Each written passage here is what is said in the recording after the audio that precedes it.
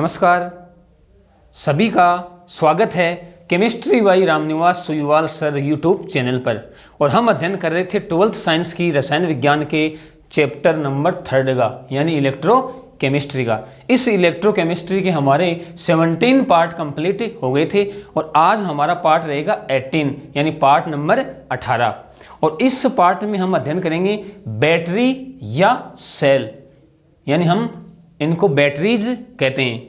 देखो, पिछले वीडियो में हमने अध्ययन किया था नेर्नस्ट इक्वेशन और उसके अनुप्रयोग, और उसी कड़ी में लगातार आज का हमारा टॉपिक रहेगा बैटरी या सेल।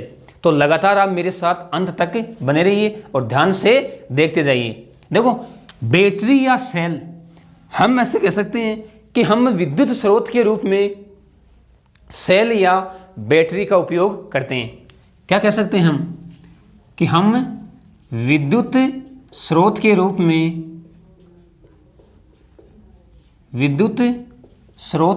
में सेल या बैटरी का उपयोग करते हैं। अब देखो, ये सेल या बैटरी गैल्वेनिक सेल या सांद्रता सेल होते हैं। अपन क्या कह सकते हैं कि ये सेल या बैटरी क्या होते हैं? गैल्वेनिक सेल, यानी विद्युत रासायनिक सेल। हमें पता है गैल्वेनिक सेल एक विद्युत रासायनिक सेल है। गैल्वेनिक सेल या सांद्रता सेल होते हैं, सांद्रता सेल होते हैं। और इनमें रेडॉक्स अभिक्रियाएं संपन्न होती हैं। हम क्या कह सकते हैं कि इनमें रेडॉक्स अभिक्रियाएं संपन्न होती हैं। अब देखो, सेल का हमने डिटेल से अध्ययन किया है। गैल्वेनिक सेल का 2 इलेक्ट्रोड होते हैं, एक एनोड होता है और दूसरा कैथोड। अब बात अपन बैटरी की करते हैं कि बैटरी हम किसे कहेंगे, तो ध्यान से आप समझना। देखो, हम क्या कह सकते हैं? हम कह सकते हैं कि 2 या 2 से अधिक गैल्वेनिक सेलों को श्रेणी क्रम में जोड़कर जो विद्युत स्रोत बनाया जाता है, उस विद्युत स्रोत को हम क्या कहेंगे? बैटरी। यानी हम बैटरी को इस प्रकार से परिभाषित कर सकते हैं: 2 या 2 से अधिक गैल्वेनिक सेलों को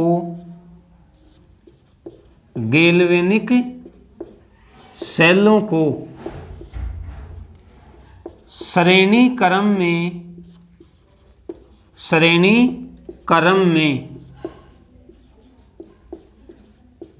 जोड़कर जो विद्युत स्रोत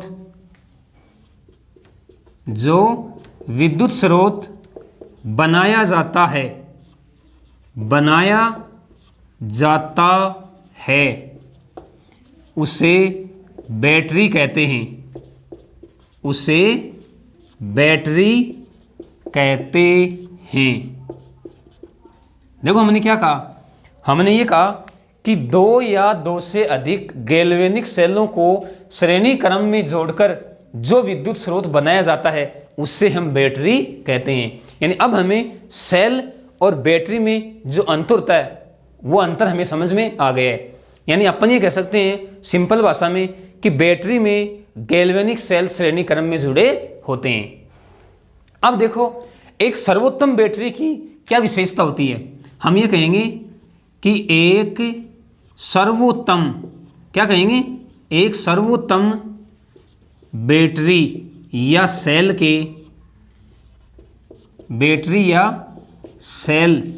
के निम्न गुण होते हैं। गुण कह सकते हैं या विशेषता कह सकते हैं। निम्न गुण होते हैं। देखते हैं, यानी एक सर्वोत्तम बैटरी या सेल की कौन कौन सी विशेषताएं होती हैं। देखो, अपन कह सकते हैं कि एक सर्वोत्तम बैटरी वजन में क्या हो? हल्की हो। तो अपन कह सकते हैं वजन कम हो, कम कह सकते हैं या हल्का कह सकते हैं, वजन में हल्की हो। दूसरा अपन क्या कह सकते हैं कि स्थिर वोल्टता की विद्युत धारा उत्पन्न करें। क्या कहेंगे? दूसरा गुण क्या रहा है? स्थिर वोल्टता की विद्युत धारा उत्पन्न करे। दूसरा गुण है सर्वोत्तम बैटरी या सेल का। तीसरा अपन क्या कह सकते हैं कि लंबे समय तक विद्युत धारा दे सके। क्या कहेंगे? लंबे समय तक विद्युत धारा दे सके, विद्युत धारा दे सके। और एक अपन कह सकते हैं कि आकार छोटा व लागत कम हो। क्या कहेंगे? आकार छोटा व लागत कम हो, लागत कम हो। तो ये देखो, ये हमने एक उपयोगी बैटरी या सर्वोत्तम बैटरी के गुण देखे। पहला गुण मैंने क्या बताया कि वजन कम हो। दूसरा हमने देखा स्थिर वोल्टता की विद्युत धारा उत्पन्न करे और लंबे समय तक विद्युत धारा दे सके, और आकार छोटा व लागत कम हो। तो ये एक सर्वोत्तम, ये अपन कह सकते हैं कि उपयोगी बैटरी के गुण होते हैं। वापस से मैं आपको रिपीट करवा रहा हूं।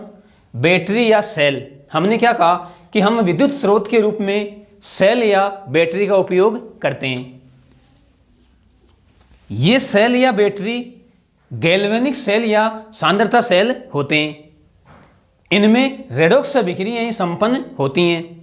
फिर हमने देखा कि बैटरी किसे कहते हैं या बैटरी का निर्माण कैसे होता है। तो हमने क्या कहा कि दो या दो से अधिक गैल्वेनिक सेलों को श्रेणी क्रम में जोड़कर जो विद्युत स्रोत बनाया जाता है उसे बैटरी कहते हैं। और फिर हमने एक सर्वोत्तम बैटरी के गुण देखे। अब देखो, अब हम बैटरी या सेल के प्रकार की बात करते हैं कि इनके प्रकार कितने होते हैं। बैटरी या सेल के प्रकार।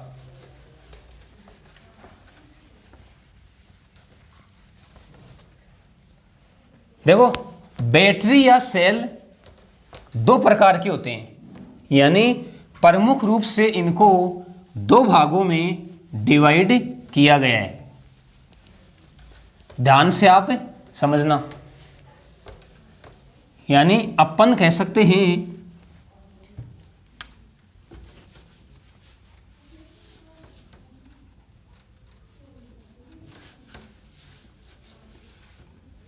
बैटरी या सेल के प्रकार।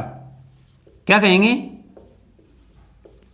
बैटरी या सेल के प्रकार। अब देखो, क्या बताया मैंने कि बैटरी या सेल प्रमुख रूप से दो प्रकार की होती है। तो हम यहां पे लिख सकते हैं दो प्रकार। अब देखो, दो प्रकार कौन से हैं, हम इन दोनों का तुलनात्मक अध्ययन करेंगे। देखो, एक तो होता है प्राथमिक सेल या प्राथमिक बैटरी। क्या बताया मैंने? प्राथमिक सेल या प्राथमिक बैटरी। दूसरा होगा द्वितीयक बैटरी या सेल। कोई दिक्कत नहीं है, हम दोनों का तुलनात्मक अध्ययन कर रहे हैं। देखो, प्राइमरी सेल और द्वितीयक सेल, इन दो भागों में हमने इनको डिवाइड किया है। अब देखो, पहले बात करते हैं प्राथमिक सेल की। हम कह सकते हैं कि इन सेलों में रासायनिक अभिक्रिया केवल एक दिशा में संपन्न होती है। क्या कहेंगे? इन सेलों में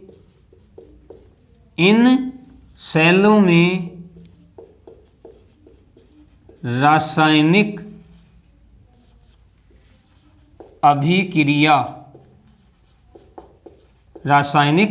अभिक्रिया केवल एक ही दिशा में, केवल एक ही दिशा में संपन्न होती है, संपन्न होती है।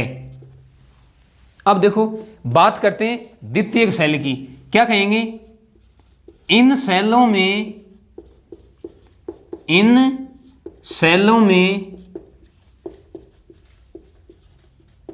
रासायनिक अभिक्रिया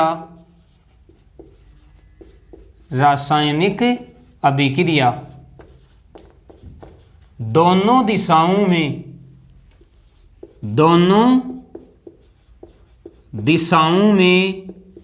संपन्न होती है, संपन्न होती है। देखो इसका मतलब क्या है? इसका मतलब ये है कि प्राथमिक सेल में रासायनिक अभिक्रिया केवल एक दिशा में यानी अग्र दिशा में संपन्न होगी, और द्वितीयक सेलों में रासायनिक अभिक्रिया दोनों दिशाओं में यानी अग्र दिशा में संपन्न होगी और फिर पुनः पश्च दिशा में भी अभिक्रिया संपन्न होती है। अब देखो अगर रासायनिक अभिक्रिया एक दिशा में संपन्न हो रही है तो इसका मतलब ये सेल क्या होते हैं? अनुत्क्रमणीय सेल। तो अपन नेक्स्ट पॉइंट ले रहे हैं, ये सेल अनुत्क्रमणीय सेल होते हैं। क्या कहेंगे? ये सेल अनुत्क्रमणीय सेल होते हैं, अनुत्क्रमणीय सेल होते हैं। अब देखो अब बात करते हैं इनकी। इनमें तो रासायनिक अभिक्रियाएं दोनों दिशाओं में संपन्न हो रही हैं। इसका मतलब क्या कहेंगे? कि ये सेल उत्क्रमणीय होते हैं, ये सेल उत्क्रमणीय होते हैं, उत्क्रमणीय होते हैं। अब देखो अगला पॉइंट अपन ले रहे हैं कि इन सेलों को डिस्चार्ज होने के बाद पुनः इन्हें चार्ज नहीं कर सकते। मोस्ट इंपॉर्टेंट बात आ रही है भाई। डिस्चार्ज का मतलब कि इनमें अभिक्रिया हो रही है, अभिकारक उत्पाद में बदल रहे, पूरे अभिकारक उत्पाद में बदल गए, यानी अब अभिकारक बचा ही नहीं, पूरा का पूरा जो अभिकारक है वो उत्पाद में बदल गया, तो अभिक्रिया रुक जाएगी। यानी अपन कहेंगे कि उस स्थिति में सेल से विद्युत धारा का प्रवाह बंद हो जाएगा, और हम कहते हैं सामान्य भाषा में कि सेल डिस्चार्ज हो गया। क्या हो गया? डिस्चार्ज। अब डिस्चार्ज हो गया तो अब हम पुनः इन्हें चार्ज नहीं कर सकते। तो क्या कहेंगे?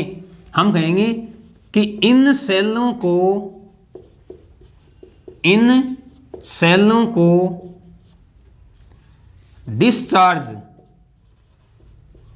डिस्चार्ज होने के बाद पुनः इन्हें चार्ज नहीं किया जा सकता, पुनः इन्हें चार्ज नहीं कर सकते, नहीं कर सकते। ये बात तो हुई प्राथमिक सेलों की। अब ध्यान से समझना आप द्वितीयक सेलों को। इनमें क्या होगा? इसमें अभिकारक उत्पाद में बदल रहे हैं, हमें विद्युत धारा प्राप्त हो रही है। जब पूरे अभिकारक उत्पाद में बदल जाएंगे यानी हम कहेंगे कि सेल क्या हो गया? डिस्चार्ज। तो अब हम इनमें विद्युत धारा प्रवाहित करके जो उत्पाद हैं उनको हम पुनः अभिकारकों में चेंज कर सकते हैं। यानी सीधी सी बात यह है कि इन सेलों को डिस्चार्ज होने के बाद इन्हें पुनः विद्युत धारा प्रवाहित करके चार्ज किया जा सकता है। तो क्या कह सकते हैं हम? इन सेलों को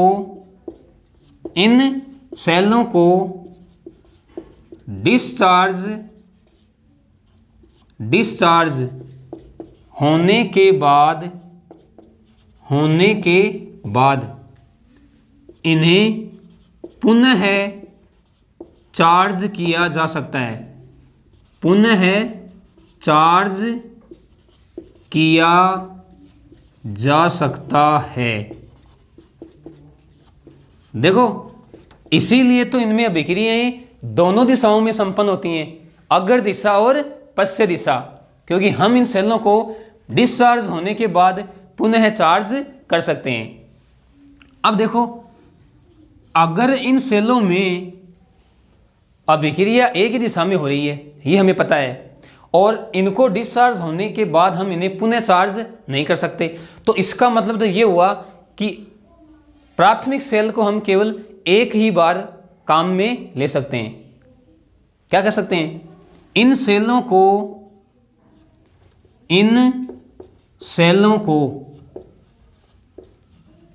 केवल एक ही बार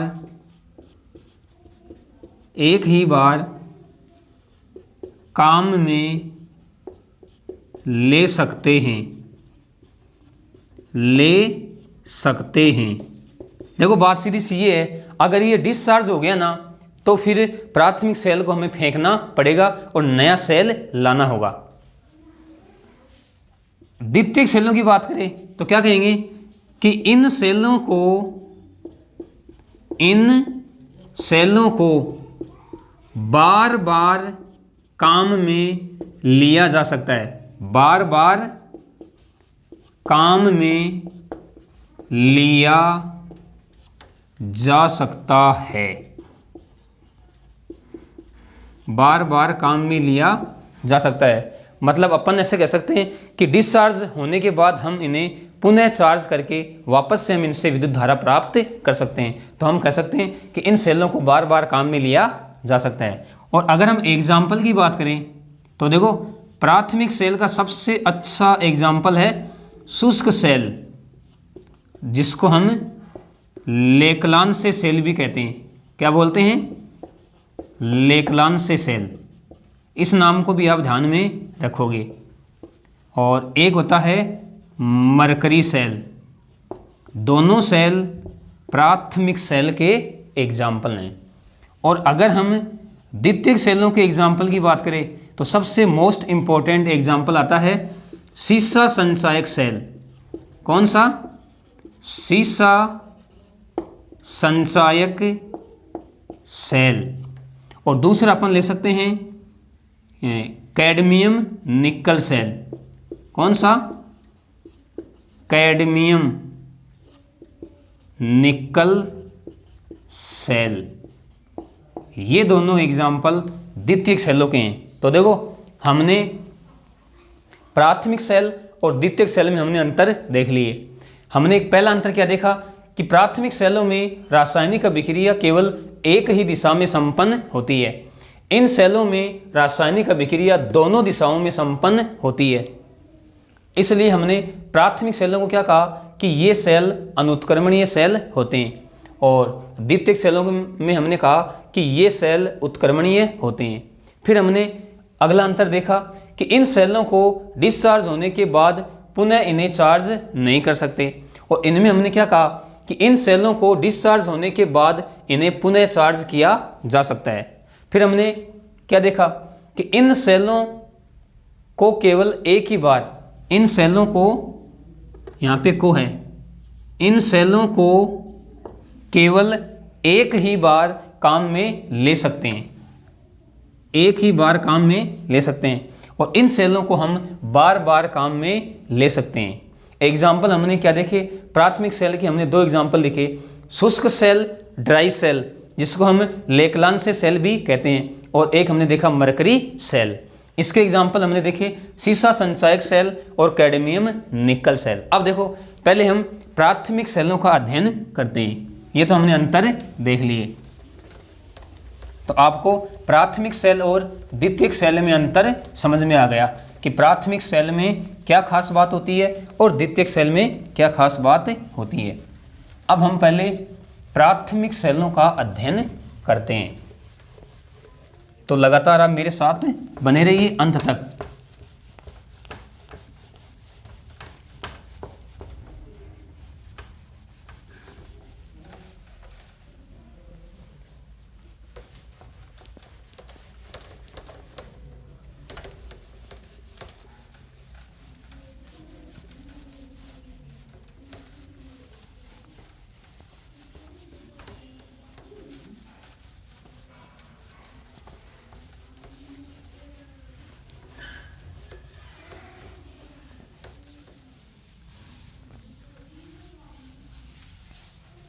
अब हम पहले प्राथमिक सेलों का अध्ययन करेंगे और प्राथमिक सेल में भी हम पहले पढ़ेंगे शुष्क सेल।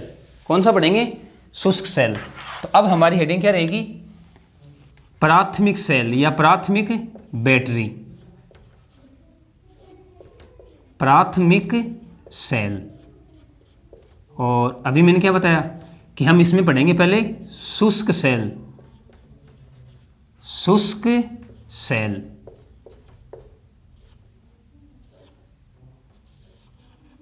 देखो पहले हम इसकी बनावट देख रहे हैं, यानी पहले मैं इसका डायग्राम बना रहा हूँ और डायग्राम से हम सारी चीज़ देखते हैं कि इसमें एनोड किसका बना होता है, कैथोड किसका बना होता है, विद्युत अपघटक के रूप में क्या लिया जाता है। ठीक है ना? तो पहले मैं डायग्राम बना रहा हूँ, तो आप ध्यान से डायग्राम को देखते जाएंगे। देखो इसमें एक होती है कार्बन की छड़। ये मैंने कार्बन की छड़ बना दी। कार्बन की छड़ के चारों ओर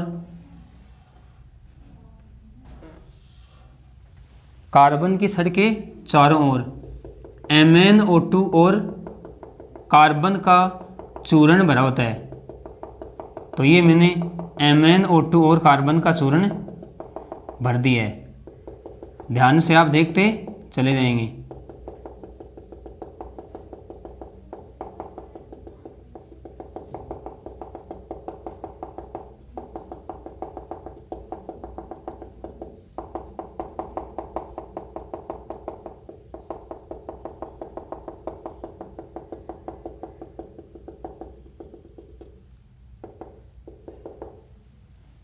और इसके चारों ओर एक जिंक का बेलनाकार पात्र होता है।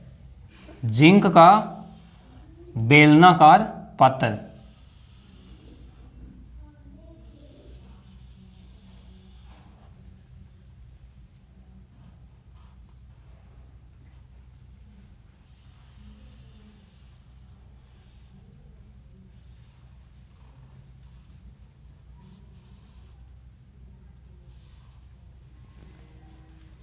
देखो ये तो है कार्बन की छड़। ये अपन कह सकते हैं ग्रेफाइट की छड़े की बात है।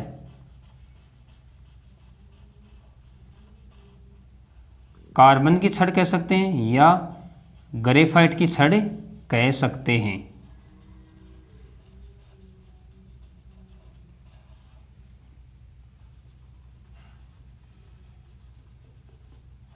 और इस ग्रेफाइट के चारों ओर हमने क्या बनाया? MnO2 व कार्बन का चूर्ण।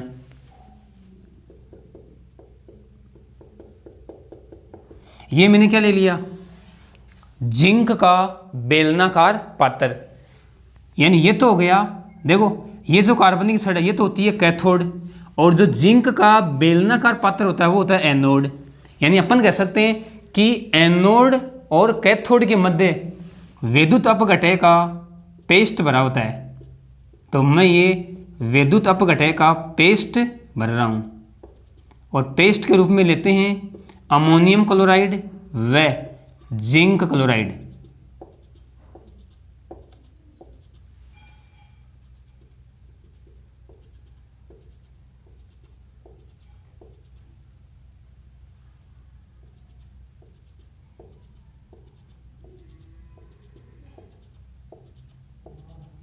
अमोनियम क्लोराइड व जिंक क्लोराइड का पेस्ट भरा होता है इसमें।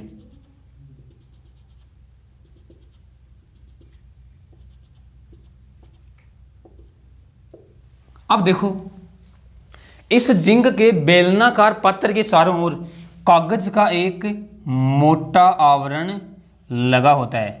यानी अपन कह सकते हैं कि इसको विद्युत रोधी बनाने के लिए इसके चारों ओर कागज का एक मोटा आवरण। ये देखो ये मैंने कागज का एक मोटा आवरण लगा दिया है इसको विद्युत रोधी बनाने के लिए। कागज का मोटा आवरण।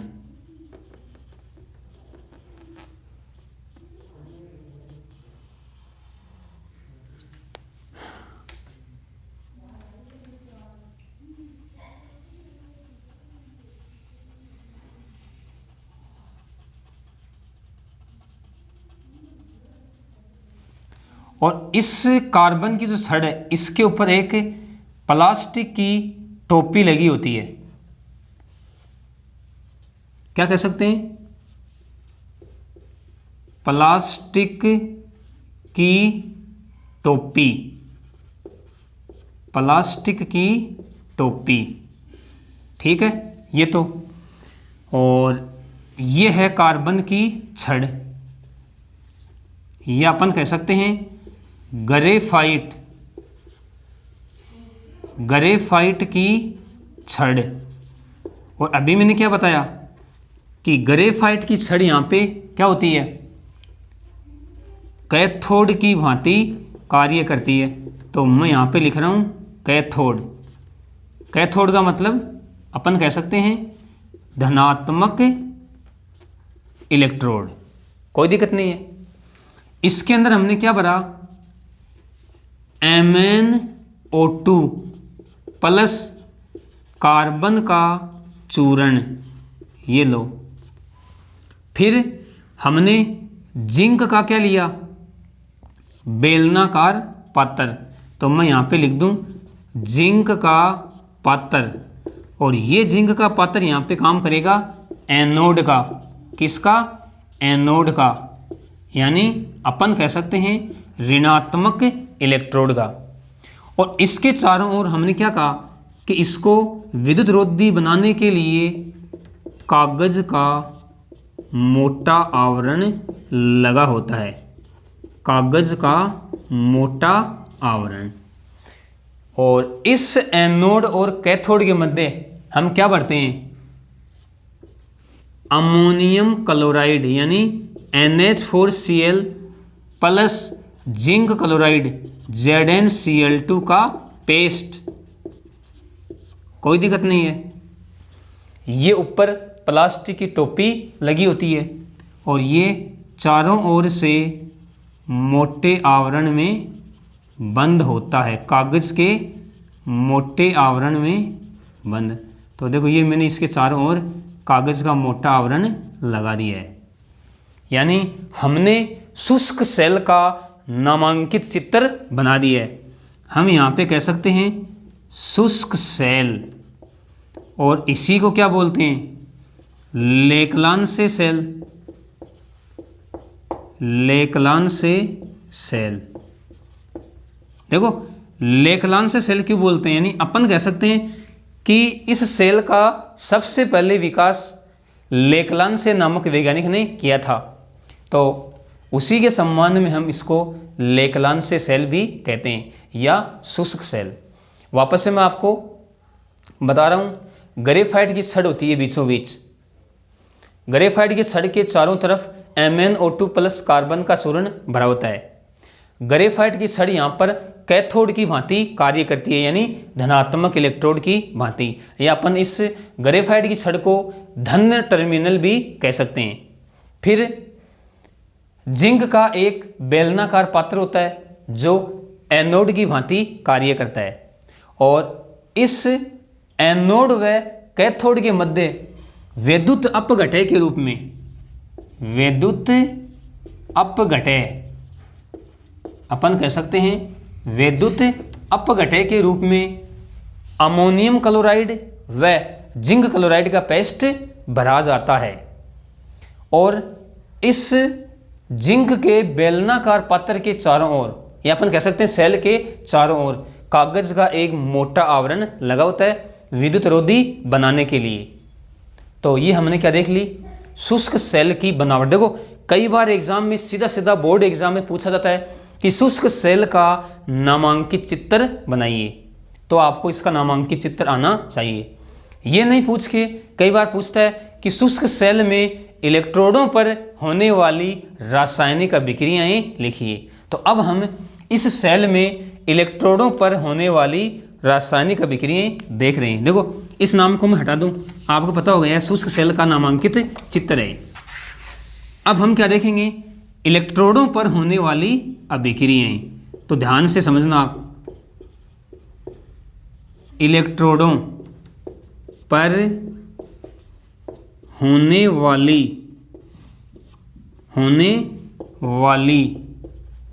रासायनिक अभिक्रियाएं,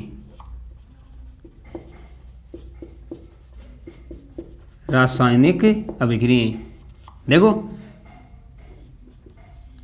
ये सेल गैल्वेनिक सेल होते हैं, हमें पता है गैल्वेनिक सेल है, इसका मतलब एनोड पे ऑक्सीकरण अभिक्रिया और कैथोड पे रिडक्शन अभिक्रिया। यानी पहले हम बात करते हैं एनोड की, एनोड की, एट एनोड। देखो एनोड पे होगा ऑक्सीकरण, जिंक एस, ये आ जाएगी किसमें, Zn2 प्लस 2 इलेक्ट्रॉन, 2 इलेक्ट्रॉन। यानी अपन कह सकते हैं ऑक्सीडेशन अभिक्रिया संपन्न हो गई, जिंक 2+ आयनों में चेंज हो गई।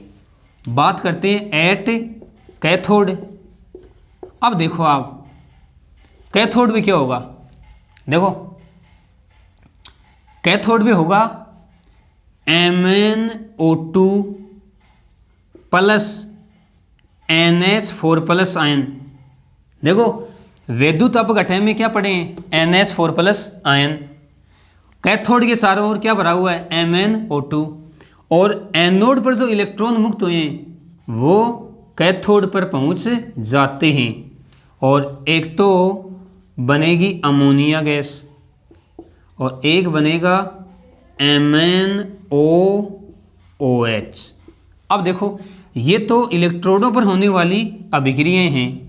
यहाँ पर अपन लिख सकते हैं रिडक्शन। अभी मैं आपको समझाऊंगा कि रिडक्शन किसका हुआ है और कैसे हुआ है, ठीक है ना। अब देखो अगर मैं पूर्ण सेल अभिक्रिया लिखूं, यहाँ पे क्या लिखूं, पूर्ण सेल अभिक्रिया, तो वो देखो कैसे लिखेंगे, पूर्ण सेल अभिक्रिया। देखो 2 इलेक्ट्रॉन से 2 इलेक्ट्रॉन तो कैंसिल। अब देखो इधर तो क्या बचा, Zns plus MnO2 plus NH4+, और इधर क्या है Zn2 प्लस NH3 गैस है, ठीक है ना। और आगे क्या है MnOOH। ये देखो ये मैंने कंप्लीट सेल अभिक्रिया लिख दी है। अब देखो यानी आपको एनोड पे तो पता हो गया है कि Zn 2 इलेक्ट्रॉन त्यागकर Zn2+ आयनों में चेंज हो रही है। अब देखो आप कि कैथोड पे अपचयन किसका हुआ, देखो कैथोड पे Mn2+ है, MnO2 है। अब देखो आप इस MnO2 में Mn यहाँ पे 4+ ऑक्सीकरण अवस्था में है, Mn यहाँ पे 4+ ऑक्सीकरण अवस्था में है, और ये चेंज हो रहा है किसमें, MnOOH में, और यहाँ पे Mn3+ ऑक्सीकरण अवस्था में है। तो देखो स्पष्ट हो रहा है कि यहाँ पर मैंगनीज का क्या हो रहा है, अपचयन। भाई +4 से +3 में आ रहा है इलेक्ट्रॉन ग्रहण करके। इसका मतलब हम यहाँ पे कह सकते हैं कि Mn का यहाँ पे क्या हो रहा है, अपचयन हो रहा है। क्या हो रहा है, अपचयन। समझ में आ गई ये बात। अब देखो ये तो हो गई इलेक्ट्रोडों पर होने वाली अभिक्रियाएं। अब देखो यानी अपन कह सकते हैं कि शुष्क सेल में अभिक्रियाओं के दौरान कौन सी गैस मुक्त होती है। देखो कौन सी गैस मुक्त हो रही है, अमोनिया गैस। अब देखो ये जो Zn2+ आयन है, ये Zn2+ आयन मैं यहां लिख रहा हूं, यानी अपन कह सकते हैं एनोड पे प्राप्त होने वाले Zn2+ आयन इस अमोनिया गैस के साथ अभिक्रिया करके एक संकुल यौगिक का निर्माण करते हैं। क्या कहा मैंने, Zn2+ आयन अमोनिया गैस के साथ अभिक्रिया करके एक संकुल यौगिक का निर्माण करते हैं। तो इसको भी आप ध्यान में रखोगे, ये क्या है, संकुल यौगिक। कोई दिक्कत आपको नहीं होनी चाहिए। हमने शुष्क सेल की बनावट देख ली, शुष्क सेल में इलेक्ट्रोडों पर होने वाली अभिक्रियाएं देख ली, एनोड पे Zn2 प्लस आयनों में चेंज होता है और कैथोड पे MnO2 plus NH4 plus 2 electron, यानी एनोड पे तो Zn2 प्लस आयनों में, कैथोड पे क्या होता है MnO2 plus NH4 plus, anode से प्राप्त इलेक्ट्रॉन, कैथोड पे हमें अमोनिया गैस मिलती है और MnOOH, यानी यहाँ पर हम कह सकते हैं कि मैंगनीज का अपचयन हो रहा है। फिर हमने कंप्लीट सेल अभिक्रिया देख ली। फिर मैंने क्या बताया कि ये Zn2 plus ion ammonia gas के साथ अभिक्रिया करके एक संकुल यौगिक का निर्माण कर लेते हैं। अब देखो अभिक्रियाओं की बात होगी, अब हम बात करते हैं इस सेल का सेल विभव कितना होता है। तो देखो हम इसके सेल विभव की बात करते हैं। अब सेल विभव की बात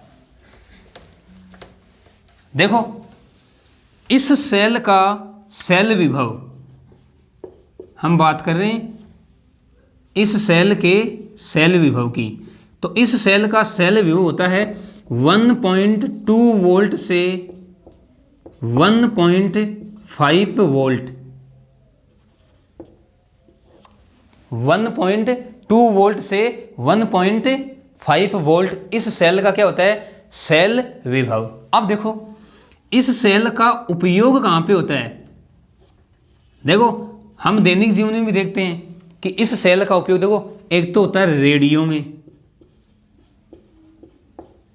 एक होता है ट्रांजिस्टर में, रेडियो ट्रांजिस्टर, और एक अपन कह सकते हैं दीवार घड़ी, दीवार घड़ी। देखना आप दीवार घड़ी में जो सेल लगा होता है वो एक शुष्क सेल होता है, या फिर अपन कह सकते हैं रेडियो में। अब देखो सेल विभव देख लिया, उपयोग देख लिया। अब देखो इस सेल का एक दोष है, दोष कह सकते हैं या कमी कह सकते हैं, इस चीज को आप ध्यान से समझेंगे। वास्तव में इस सेल का एक दोष है। देखो दोष क्या है वो समझो आप। हमने विद्युत अपघटय के रूप में क्या लिया है NH4Cl का पेस्ट। अब देखो आप समझना ध्यान से, ये NH4Cl अम्लीय प्रकृति का होता है। क्या होता है अम्लीय प्रकृति का। अब देखो जब सेल को हम काम में नहीं ले रहे हैं, इसका मतलब ये है कि मान लो सेल हमने रख दिया, हम उससे विद्युत धारा प्राप्त नहीं कर रहे हैं, तो अपन कह सकते हैं कि सेल को यदि लंबे समय तक रख दिया जाए तो यह NH4Cl इस जिंक के पात्र को, देखो ये रहा, इस जिंक के पात्र को इसके साथ अभिक्रिया हो जाएगी और इस जिंक के पात्र को धीरे धीरे नष्ट करने लगता है।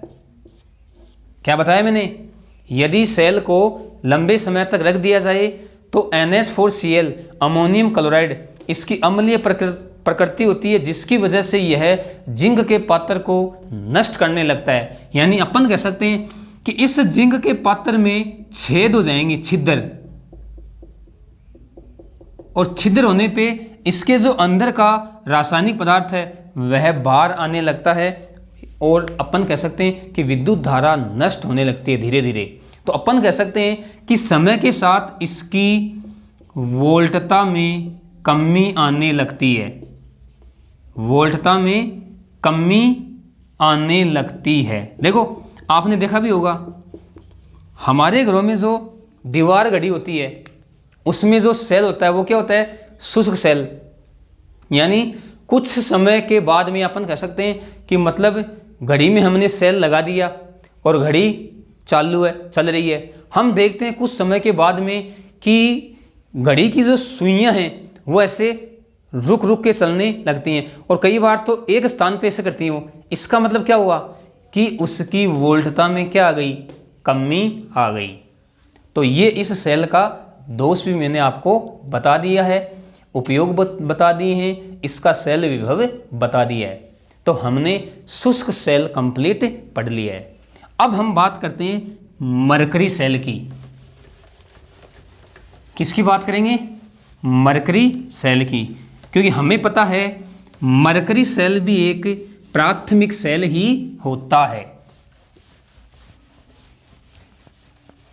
मरकरी सेल भी क्या होता है? एक प्राथमिक सेल ही होता है।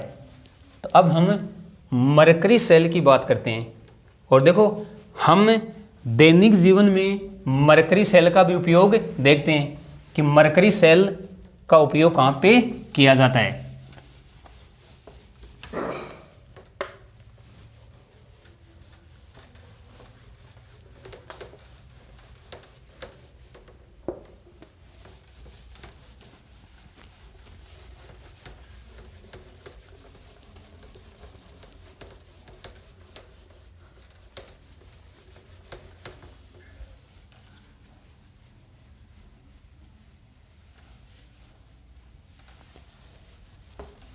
हमने शुष्क सेल पढ़ लिया कंप्लीट।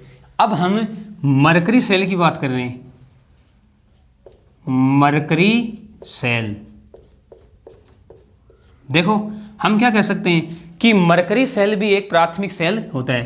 क्या कहेंगे? यह सेल भी एक प्राथमिक सेल होता है। यह सेल भी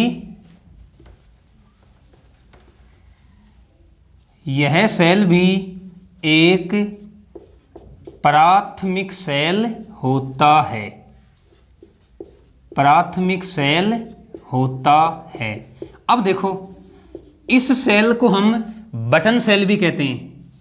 याद रखोगे आप?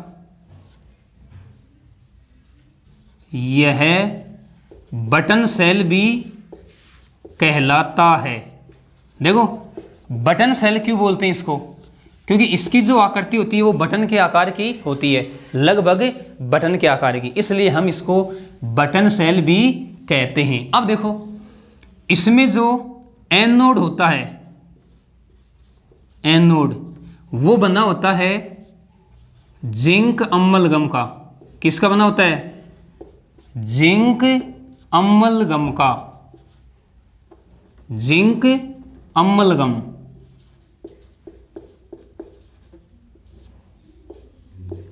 और जो कैथोड बना होता है वो बना होता है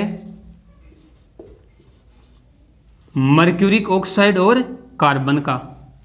और विद्युत अपघटय के रूप में हम काम में लेते हैं, विद्युत अपघटय के रूप में हम काम में लेते हैं KOH प्लस ZnO का पेस्ट।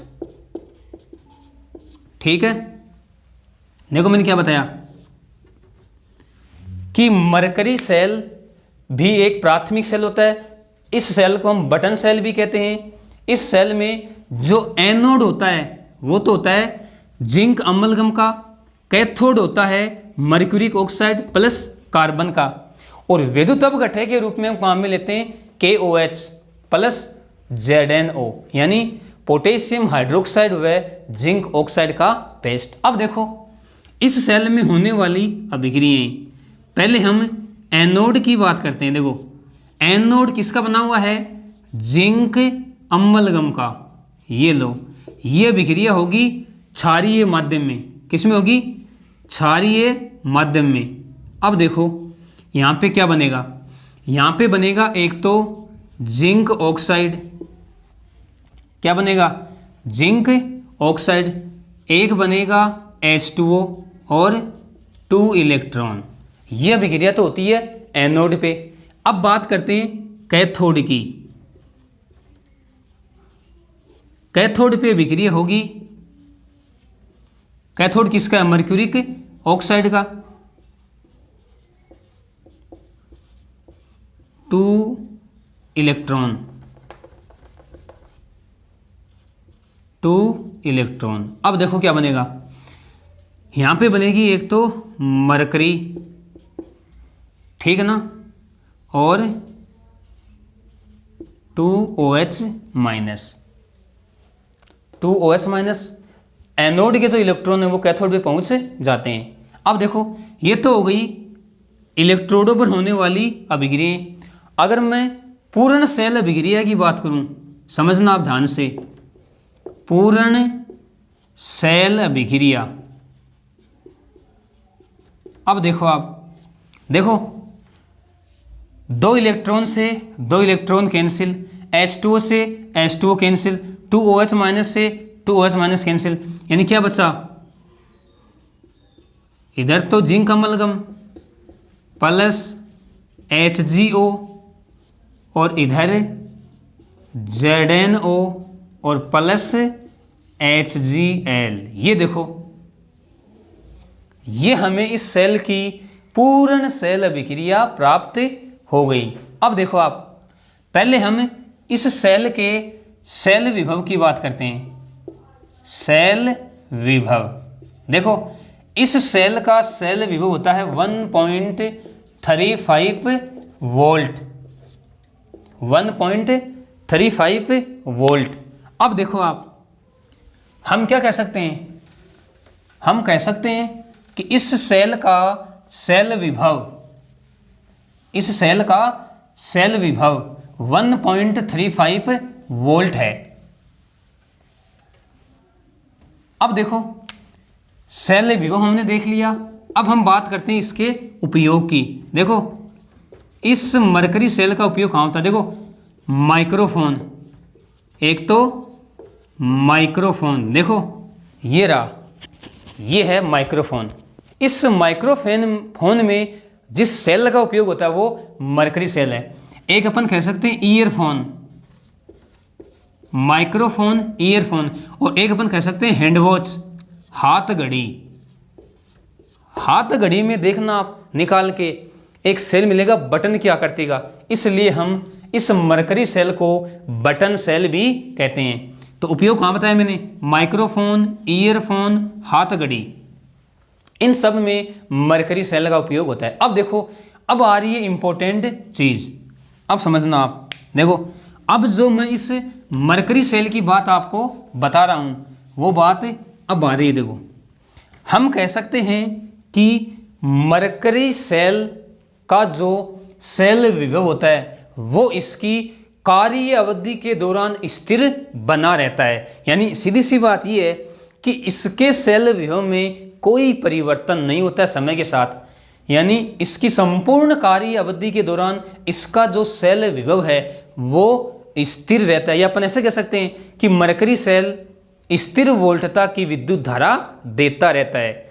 अब क्यों, कारण देखो इसका, इसकी जो सेल अभिक्रिया उसमें कोई भी ऐसा आयन उत्पन्न नहीं हो रहा है जिसकी सांद्रता परिवर्तन से इसकी कार्य अवधि के ऊपर कोई प्रभाव पड़े। आपके सामने अभिक्रिया, ये इसकी कंप्लीट सेल अभिक्रिया है। तो इसकी सेल अभिक्रिया के दौरान, या अपन कह सकते हैं कि इस सेल की अभिक्रिया के दौरान हमें कोई भी ऐसा आयन प्राप्त नहीं हो रहा है जिसकी सांद्रता परिवर्तन से, या अपन कह सकते हैं जिसकी सांद्रता परिवर्तन से विलयन की सांद्रता में कोई परिवर्तन हो। तो उसकी वजह से हम कह सकते हैं कि इस सेल का सेल विभव इसकी संपूर्ण कार्य अवधि के दौरान स्थिर बना रहता है। और देखो आपने इसको डेली लाइफ में देखा भी होगा कि हमारी जो हाथ घड़ी है वो कभी भी ऐसे रुकती नहीं है, जितने दिन तक वो चलेगी चलती रहेगी, और जिस दिन कंप्लीट अभिक्रिया संपन्न हो जाएगी, यानी अपन कह देंगे कि सेल अभिक्रिया रुक जाएगी, तो वह उनकी जो घड़ी की सुई है वो एक स्थान पे रुक जाएगी। इसका मतलब अब हमें उस सेल को बाहर निकालना होगा और नया सेल डालना होगा। तो इस बात को भी आप ध्यान में रखोगे। मरकरी सेल स्थिर वोल्टता की विद्युत धारा हमें देता रहता है, यानी समय के साथ, या अपन कहें कि संपूर्ण कार्य अवधि के दौरान जो उसका सेल विभव है उसके ऊपर कोई प्रभाव नहीं पड़ता है, यानी हमें स्थिर वोल्टता की विद्युत धारा प्राप्त होती रहती है। तो देखो आज की क्लास में हमने बैटरी या सेल की, सेल किसे कहते हैं, बैटरी किसे कहते हैं, फिर हमने बैटरी के बारे में पढ़ा कि 2 या 2 से अधिक गैल्वेनिक सेलों को श्रेणी क्रम में जोड़ दिया जाए तो हमें एक बैटरी प्राप्त होती है। फिर हमने एक सर्वोत्तम बैटरी के गुण देखे, बैटरी के हमें 2 प्रकार देखे, प्राथमिक बैटरी द्वितीयक बैटरी। अपन ऐसे कह सकते हैं कि प्राथमिक सेल या द्वितीयक सेल, दोनों का हमने तुलनात्मक अध्ययन किया। फिर हमने प्राथमिक सेल का अध्ययन किया। प्राथमिक सेल में हमने एक शुष्क सेल का अध्ययन किया और दूसरा मरकरी सेल का। अब देखो, अब हम पढ़ेंगे द्वितीयक सेल, इंपॉर्टेंट है, इनका अध्ययन हम नेक्स्ट क्लास में करेंगे। तो आज के लिए इतना ही। ओके, धन्यवाद।